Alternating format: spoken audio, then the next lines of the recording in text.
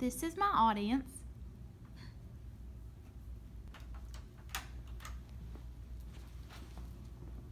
You're the stupidest thing I ever saw.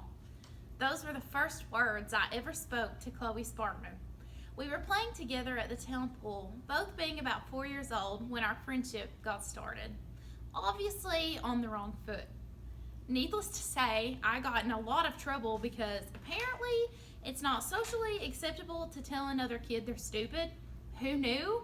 Apparently not 4-year-old me. Anyway, whether anyone knew it at the time or not, that moment would be the beginning of an unbreakable friendship.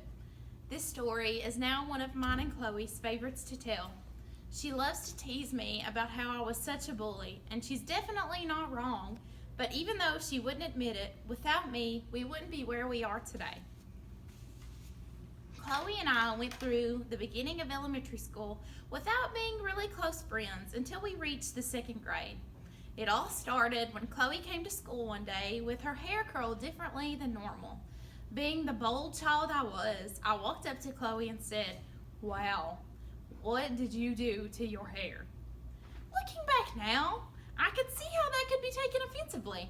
But at the time, I didn't understand why she burst into tears after I asked a simple question.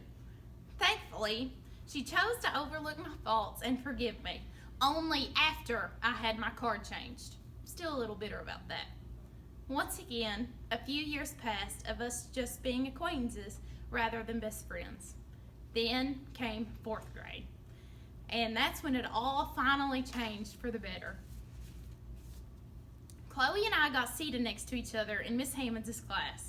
And after all those years of having our ups and downs, we were destined to be best friends. After bonding over peace signs and justice clothes, we became inseparable. From then on, we were no longer just friends. It was so much more than that. She became a sister I never had. Then came middle school. The glue that held our friendship together through middle school was the shared obsession we had over the British boy band One Direction. At the time, we swore it wasn't a phase. We swore we would be married to Harry Styles and Liam Payne one day. Chloe, I see you didn't end up with Harry Styles, but I guess he'll do.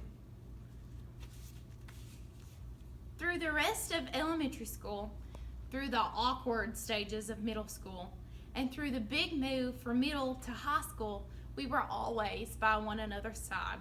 Now, here we are, all these years later on your wedding day. Still those same goofy girls that put a huge scratch on your living room floor by moving the furniture around because we wanted to have a runway so we could model. Though our friendship may have gotten off to a rocky start, we managed to see past each other's differences and accept one another for who we were. While I may be sad that we aren't those crazy, spontaneous little girls anymore, I'm so proud of how far we've both came together. I'm so honored that you chose me to be your maid of honor for your big day. No words could ever describe how grateful I am to have not only a best friend, but a sister.